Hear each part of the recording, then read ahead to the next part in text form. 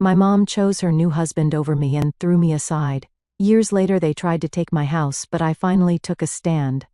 I was wrong though. Nick wasn't just bringing himself into our lives, he had a son too, Ben, who was 6 years older than me. Let me tell you, the minute they moved in, it was like I was suddenly invisible. I still remember that first day they officially moved in. Mom was all smiles, helping Nick and Ben set up their rooms, hanging up family photos on the walls. But when I looked at those photos later, it was all pictures of them. Mom, Nick and Ben. Not a single picture of me. It felt weird, like, how can you call it a family when you don't even include your own kid? But things got clearer as time went on. Mom started acting like Ben was her world. She'd make his favorite meals, help him with homework, and even go to his soccer games. All while I was sitting at home alone. I'd ask her, "Hey, can I come too?" And she'd make up excuses, saying it was just for them or Ben's having a special day. It felt like no matter what I did, I was just extra. Ben, he was no help either. He made sure I knew I wasn't welcome. He'd walk past my room and say stuff like, no one really wants you here. If I ever told Mom or Nick about it, they'd just shrug it off like, oh, he's just being a boy. Or, even worse, they'd tell me to be the bigger person and show Ben some respect because he was my big brother. They expected me to respect someone who was making my life a living hell. I tried to ignore it, but it wasn't easy. Ben had this way of making every day feel like I was walking on eggshells. He'd take my stuff and hide it or, worse, break it. When I'd confront him, he'd just laugh and say it was an accident.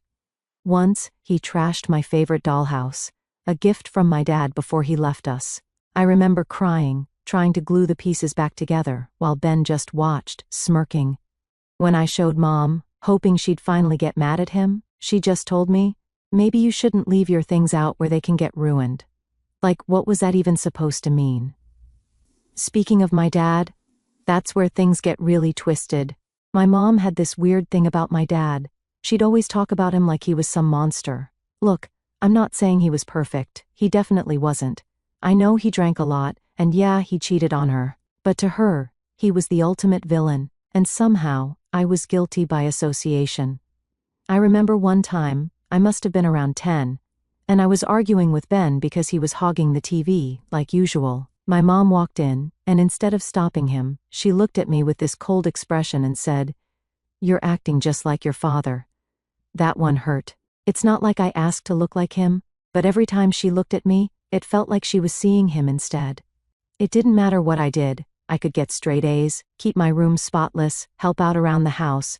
She always found some way to compare me to him, and it was never in a good way. The more I think about it, the more I realize that she only had energy for Ben. I'd come home from school, and the house would smell like fresh cookies, but they weren't for me. I'd find Ben in the kitchen eating a whole batch Mom had baked just for him. When I asked why I couldn't have any, she'd say something like, "These are for Ben, you know he needs to keep his strength up for soccer." I wasn't even allowed to have a single one. And the worst part? There were times when Nick and Mom would take Ben out for special outings. They'd go to amusement parks, movies, sometimes even weekend trips. I remember standing in the doorway, watching them pack up the car. I'd ask if I could come along, and Mom would give me this half-hearted smile and say, "Maybe next time, sweetie. This one's just for Ben." But that next time never came. I spent a lot of weekends alone, feeling like I was stuck in the background of my own life. The only escape I had was my grandparents, my dad's parents. They were the only people who really made me feel like I mattered. They'd pick me up sometimes on weekends and take me out to their house. We'd bake cookies, and I'd get to eat as many as I wanted. They never treated me like I was a problem or an afterthought. I'd tell them about what was going on at home, how Ben would push me around, and how my mom seemed to have forgotten I existed. My grandpa would listen quietly, his face turning serious, and then he'd say, "You're nothing like your father. You're your own person, and you're better than all of this." Those weekends were like a breath of fresh air. For a little while, I could pretend that I wasn't the unwanted stepchild, that I was just a regular kid with people who loved me. But going back home was always a harsh reality check. The moment I'd walk through the door, it felt like the air got colder. I could feel the resentment coming from my mom, and Ben would be right there, ready to start up again. It was a cycle that just wouldn't end. Looking back, it's easy to see the pattern. My mom made a choice. She chose Nick, she chose Ben, and she chose to leave me on the outside looking in. It wasn't just favoritism, it was straight up neglect. I was like this reminder she couldn't get rid of, a reminder of a past she hated. Instead of dealing with that in a healthy way, she took it out on me. Ben, on the other hand, fed off that energy. He knew he was the golden child, and he used it. He'd find ways to make me feel small, whether it was taking my stuff or spreading lies about me at school. The few times I tried to stand up for myself, I'd get punished. One time, I shouted back at him after he called me worthless. My mom grounded me for a week and told me, "Respect your brother, he's been through a lot." I remember thinking, what about me? Haven't I been through a lot too? But no one ever asked me how I felt. No one cared about the fact that I felt like an outsider in my own home. It was always about making sure Ben was comfortable, happy, and safe, while I was left to fend for myself. It's like they were raising him up while slowly pushing me further and further down. Even now, all these years later, it's hard to shake the feeling that I was never good enough for them. But back then, as a kid, all I wanted was a little bit of what Ben got. A little bit of love, a little bit of attention. But that wasn't in the cards for me. After high school, I knew I needed to get out of that house. I had been counting down the days until graduation, like it was my ticket to freedom. The only thing keeping me sane during those years was the thought that eventually I could leave and start over somewhere far away from all the mess at home. Honestly, I wouldn't have been able to do it without my grandparents. They were my lifeline. When senior year rolled around, my grandparents made it clear they'd help me get through college. I'll never forget the day they told me. I was sitting at their kitchen table, just going on about how stressed I was about my future because, at that point, I didn't even know if my mom was going to help pay for college. It's not like she ever talked to me about it. All I knew was that Ben was getting everything handed to him on a silver platter: new car, college tuition, you name it. My grandpa looked at me and said, "We're going to help you, kid. You deserve a shot at a good life." Just like that, they offered to pay for my college tuition. I couldn't believe it. It felt like a weight had lifted off my shoulders. My mom had barely spoken to me about college plans, but my grandparents had my back without hesitation. The moment I got accepted into college, I knew there was no looking back. I moved in with my grandparents, and I remember feeling this overwhelming sense of relief. It was the first time in my life I felt safe, like I wasn't walking on eggshells anymore. My grandparents' house was small, nothing fancy, but it was cozy, and for the first time in a long time, it felt like a real home. Living with them was completely different from the hellhole I grew up in. They actually asked about my day, cooked meals with me, and showed genuine interest in what I was doing. It was like a whole new world, and for the first time, I felt like I had people who saw me for who I was, not some reminder of past mistakes or someone they had to deal with. I threw myself into college, wanting to make my grandparents proud. My mom, on the other hand, barely even called. The only time I'd hear from her was when she needed something, or when she wanted to remind me how great Ben was doing. She'd say stuff like, "Ben got into this amazing business program," or, "Ben's doing so well, you should take notes." It was like she had to rub it in my face that he was the successful one. Honestly, it stung, but I'd gotten good at pretending like I didn't care. Nick wasn't any different. He'd show up at family gatherings, the few I actually attended, and go on and on about how proud he was of Ben. It was always Ben this, Ben that. Not once did he ask me how I was doing or what I was studying.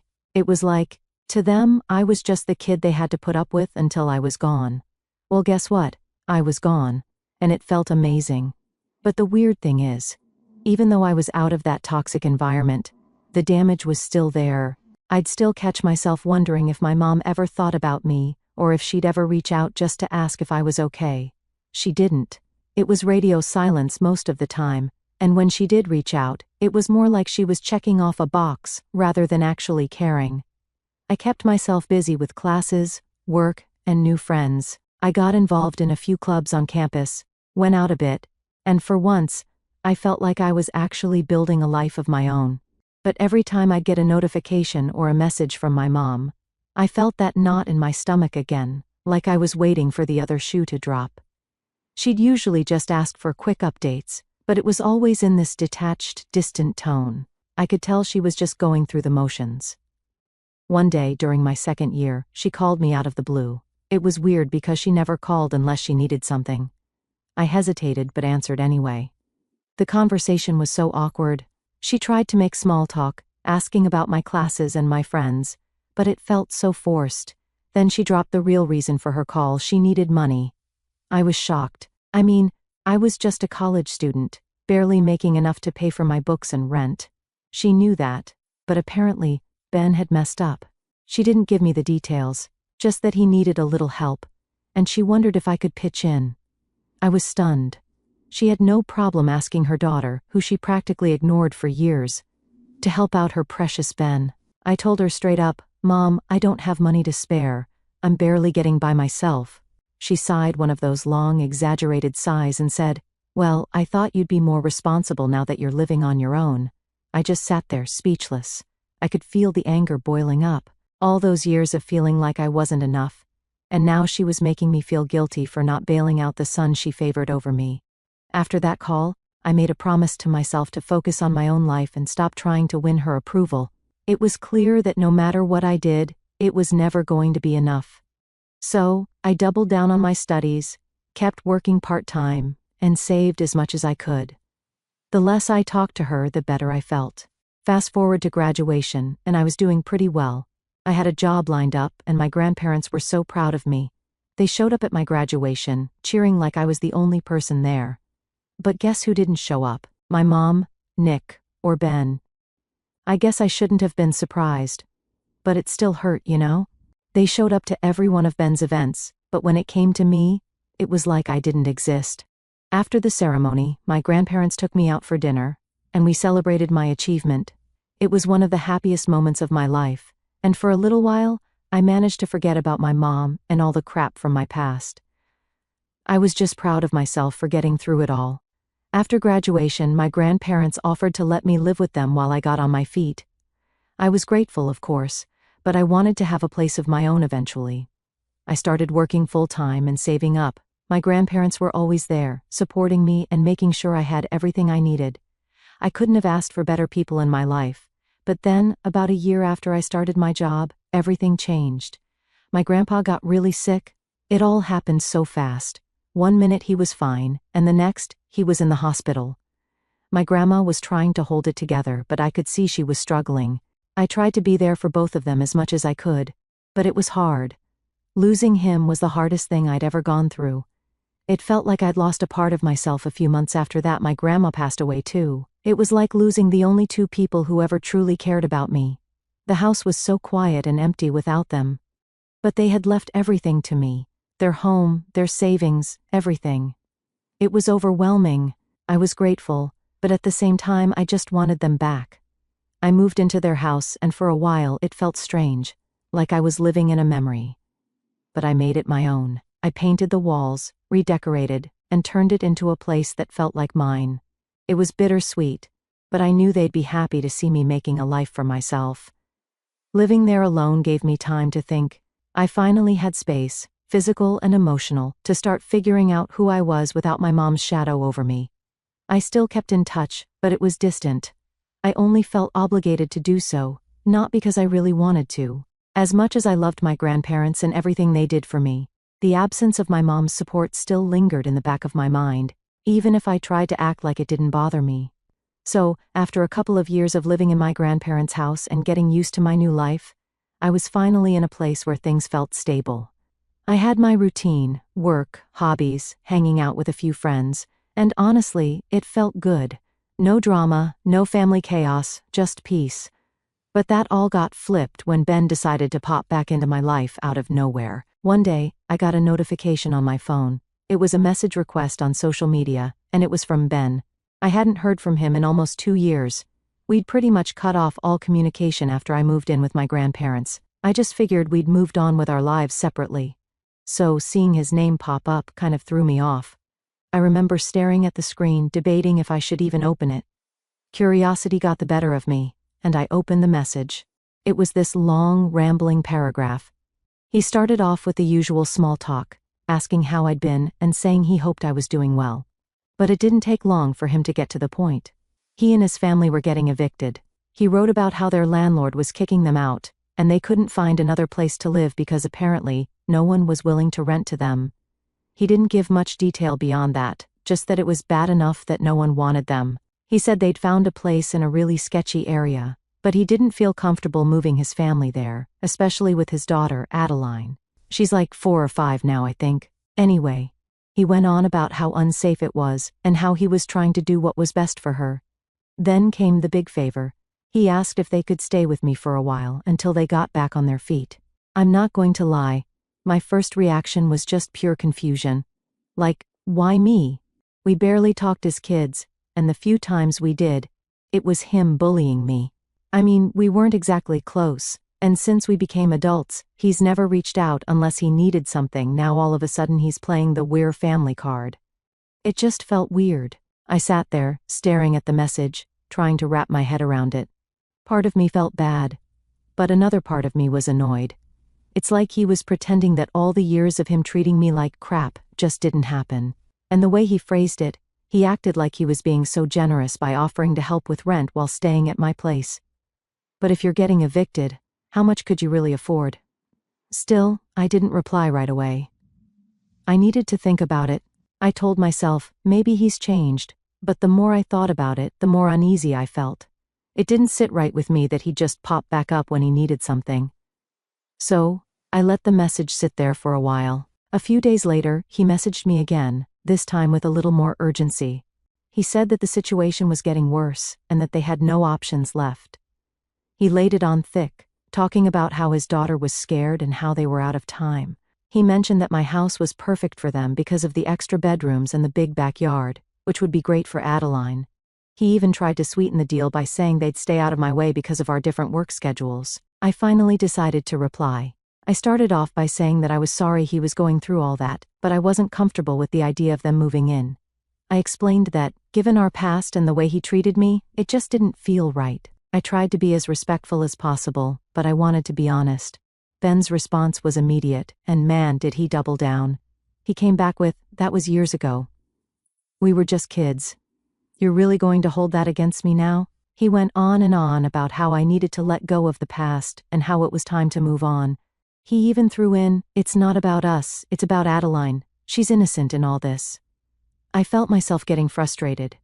It was like he was twisting everything to make me feel guilty, like I was the bad guy for not wanting to open my home to him. The way he kept bringing up his daughter felt manipulative.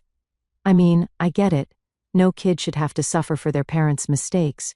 But was that really my responsibility? I told him again that I wasn't comfortable with the idea and that my answer was final. That's when he flipped. He went from trying to guilt-trip me to straight up accusing me of being heartless. He wrote, "I thought you changed, but clearly you're still as selfish as you were when we were kids." He even said I was acting just like my father. That one stung because he knew exactly how my mom used to use that line against me. I didn't reply after that. I was done. I blocked him. But that didn't stop the flood of messages from other people.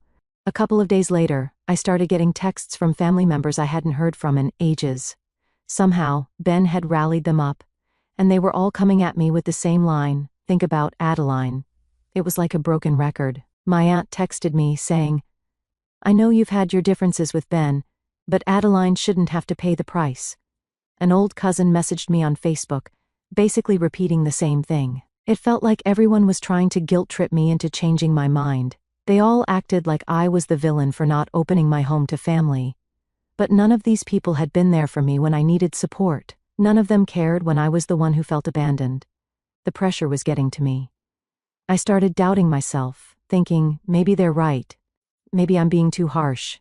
But then I reminded myself that Ben never once apologized for how he treated me as a kid. Not even once. And the fact that he couldn't even acknowledge it now, as an adult, just showed me he hadn't changed at all. The final straw was when my own mom called. She rarely calls unless there's a major issue, so I knew she was going to side with Ben. She didn't waste time getting to the point. She asked me why I was refusing to help my brother. I tried explaining my side, how Ben had always been cruel to me and never took accountability. But she cut me off. She said, "Well, Ben's my son, and I have to prioritize him and his family." It was like a slap in the face. All those years she made me feel like I wasn't good enough. And now, even as an adult, she was still doing it. She called Ben her son but talked about me like I was some distant relative. I felt this mix of anger and sadness. But mostly, it was just disappointment. I hung up, realizing that no matter what I did, my mom would never see me as her priority. It was always going to be about Ben. So, I stood my ground. I wasn't going to let him move in, no matter how much they tried to guilt-trip me. I knew it wouldn't end well for me if I caved. It felt good to finally say no and stick to it, but I'd be lying if I said it didn't mess with my head. It's hard to shake that feeling of being the bad guy, especially when everyone around you is telling you that you are. After I told Ben no and blocked him, I thought things would settle down, but it was just the start of the fallout. Turns out, Ben wasn't done trying to get what he wanted. He must have told everyone in the family about our conversation, and of course, he painted himself as the victim. Suddenly, I was getting bombarded with messages from family members I hadn't heard from in years. It's wild how people who have barely spoken to me in ages were suddenly all up in my business, telling me how disappointed they were in me. My phone kept lighting up with messages like, "How could you turn your back on family?" or, "Adeline is an innocent child." They acted like I was some heartless monster for not wanting to open my home to a guy who bullied me for years. It was like they all had collective amnesia about the way Ben treated me growing up. One of my cousins, who I haven't talked to in forever, sent me this long-winded Facebook message about how I needed to rise above the past and be the bigger person. It was like they all had the same script or something. I was fuming, but I just ignored most of it. I mean, what's the point? These were people who didn't know anything about what I went through as a kid. They only saw the side Ben showed them, and he was always good at playing the nice guy when he needed to. But then, one day, I got a knock at my door, and guess who it was? My mom. I hadn't seen her in person for months, and honestly, I wasn't expecting a visit. She showed up looking all stressed and tired, like she had the weight of the world on her shoulders. I was tempted to just not open the door, but I knew she'd just keep knocking, so I let her in. She wasted no time. She sat down and went straight into this lecture about how I was being selfish and how Ben was struggling, and as a sister, I needed to help. I tried to keep my cool, but it was hard. I told her, "Mom, he treated me like garbage for years. He never even apologized, and now you expect me to just let him move in like nothing happened?" She sighed, like she was exhausted from the conversation already, and said, "People change. He's different now. He's a father, and he's trying his best." Then she pulled the classic line, "You, of all people, should understand what it's like to struggle." That one got under my skin because she knew I struggled, and she didn't do anything about it when I was a kid. I felt my hands shaking, trying to keep myself from snapping at her.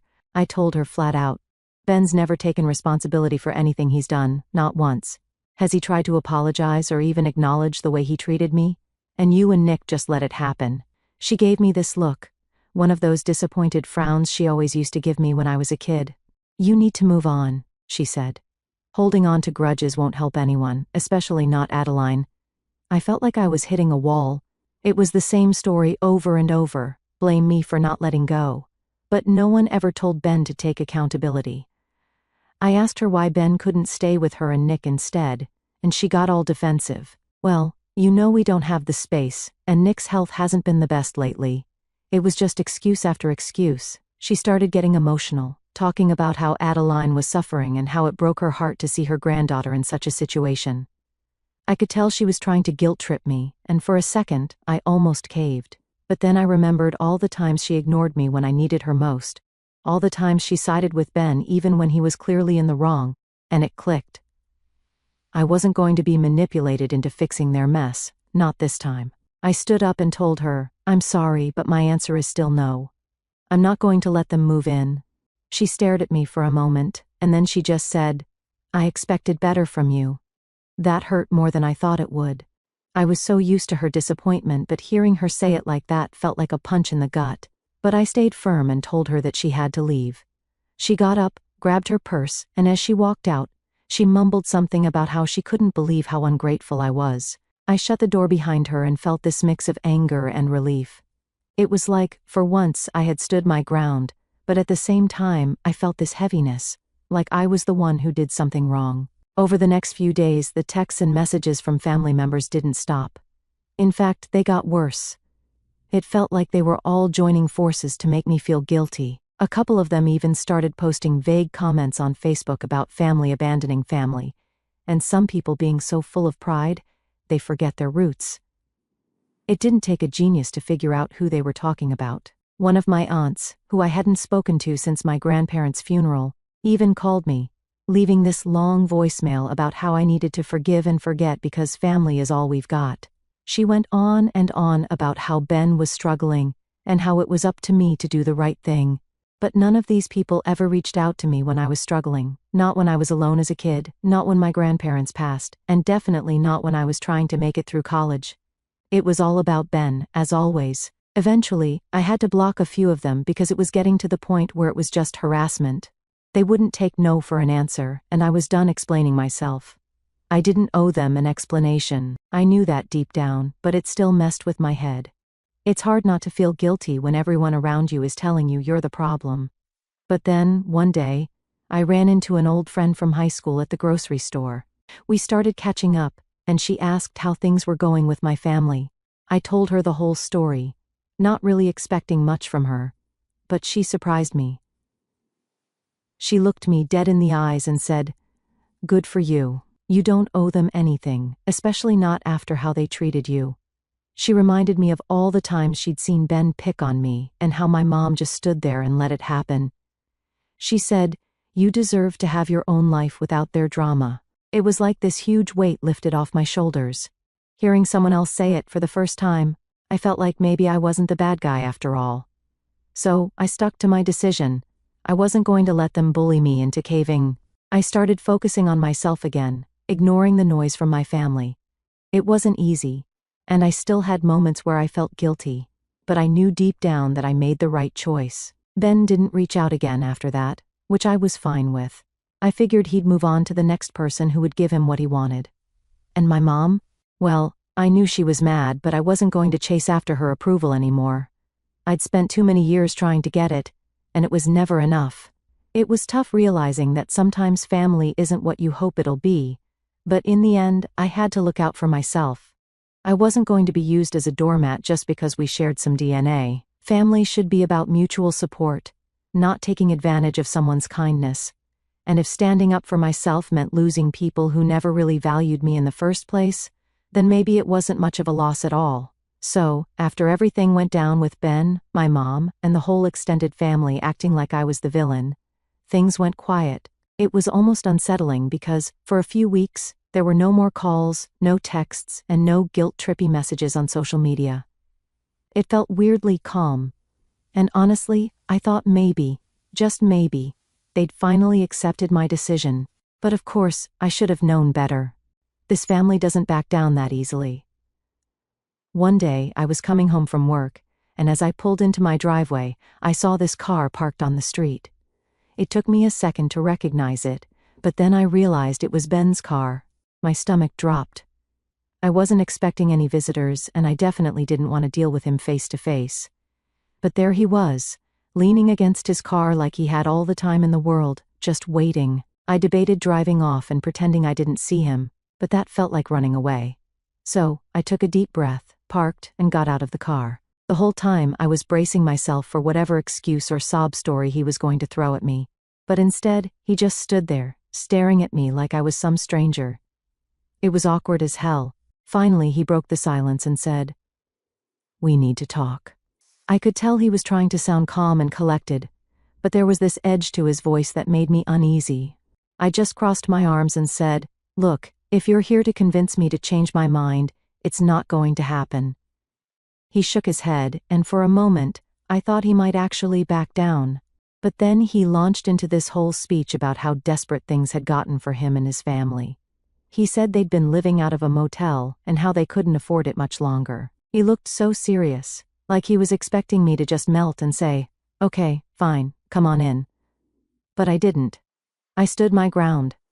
I told him again that I wasn't comfortable with him moving in and that I wasn't going to change my mind. That's when his expression changed. It went from sad and desperate to angry, really angry. He started pacing back and forth, his hands clenching into fists. "You don't get it," he snapped. "We have nowhere else to go, and you have this huge house all to yourself. How can you be so selfish?" I felt my face heat up, but I kept my voice steady. "Ben, this isn't about the space. It's about what you put me through when we were kids, and the fact that you still refuse to take responsibility for it. You can't just waltz in and expect everything to be fine. I thought maybe he'd calm down, maybe realize that I wasn't budging, but instead, he doubled down. You know what your problem is? He shot back. You're stuck in the past. People grow up, they move on, but you're holding on to grudges like we're still kids. I've got a family to think about, and you're acting like a spoiled brat. Hearing him say that, my heart pounded, and my hands started shaking. I wanted to scream at him, to tell him all the things I'd been holding back for years, but I knew that wouldn't solve anything. So, I just looked him dead in the eye and said, "This isn't about holding a grudge. It's about protecting myself. And you don't get to tell me how to feel after everything you did." Ben went quiet for a second, and I thought maybe that was it, that maybe he'd finally leave, but instead, he just laughed, this bitter, mocking laugh. "Fine," he said. "You want to act all high and mighty?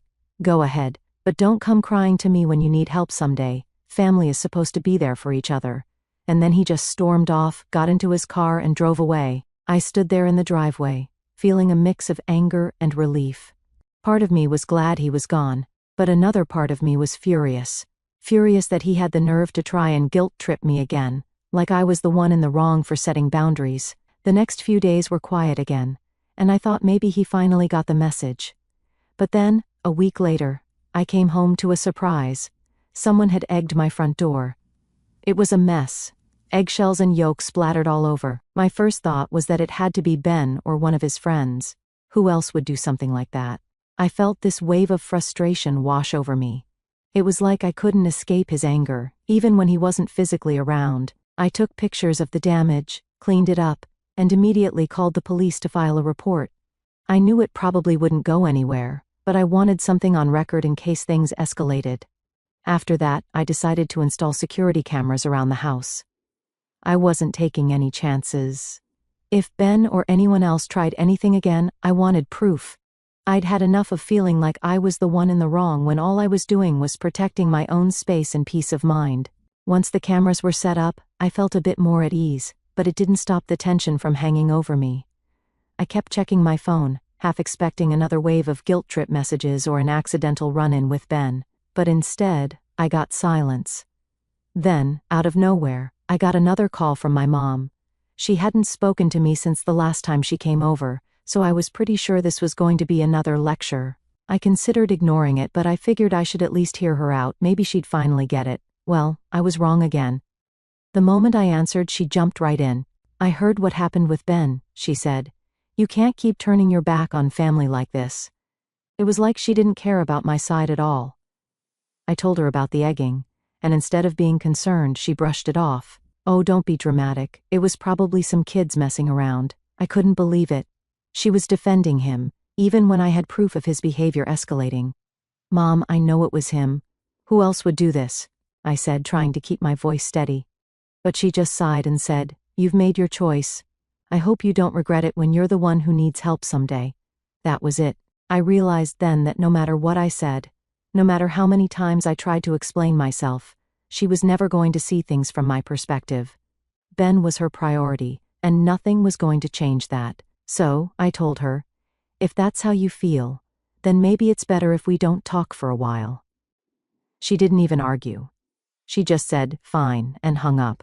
I felt this huge mix of emotions, anger, sadness, but also a strange sense of relief.